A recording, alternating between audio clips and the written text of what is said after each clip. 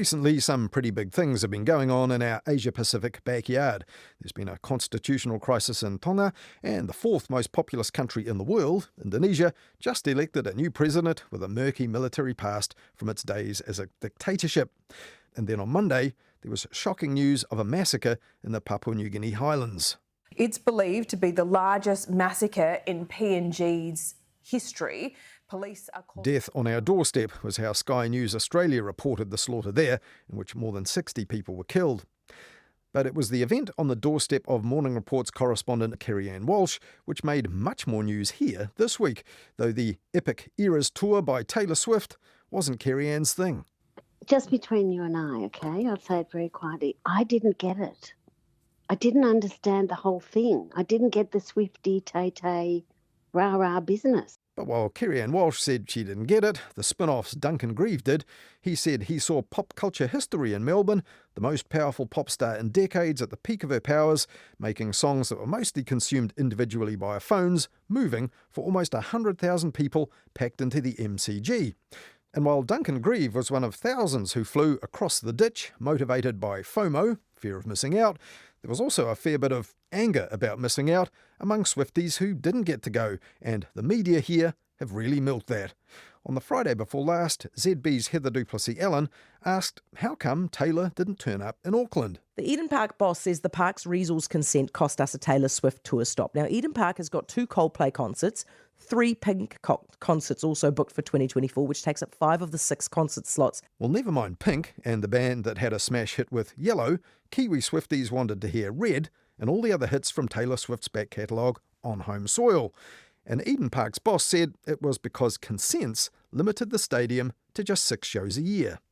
We need to get this sorted. We're missing out on premium content at our national stadium. But back on ZB last Sunday, the Weekend Collective show host Tim Roxburgh wasn't convinced. Bollocks, we're just not big enough. She's generated $1.2 billion in economic value in Melbourne alone. I don't think she was ever going to come to New Zealand. And just the next day, his fellow ZB host Andrew Dickens said there's no way that Tay-Tay's big stage show wouldn't have fitted into Eden Park. Most other people are doing it. Wait till you see what Coldplay's bringing later in the year. What about U2? Look at the tours that they've brought here, from the Claw to the big widescreen Joshua Tree show. Taylor's show wasn't too big for any New Zealand venue, but that's what was said. And when ZB's stablemates at the Herald rushed that out as a story, it quoted Nick Sautner as saying this. Eden Park has proven it can accommodate any stage or production and 60,000 fans. Adding, he has no doubt, the venue would have sold out multiple shows. But back in June last year, when New Zealand was omitted from the schedule for the Eras tour, the same Herald reported that a well-placed but unnamed insider had said that stage size could be a massive reason. And NZME digital and social content creator Megan Sager told the Herald, after seeing the setup herself in the US, there is no way she could fit it in any of our stadiums. And the bummer was only about 52,000 bums on seats would fit in Eden Park, which, if true, would make the after-the-fact claims this week about Eden Park concert consents and resident noise objections a bit of a moot point. But it was a hot talking point for ZB on Talkback that day. Don't you hate it when a small group of people stops the country from achieving what it wants to do? And isn't this the story of New Zealand? Somebody complains about a snail, we don't build a dam. And then the Prime Minister got dragged into it too.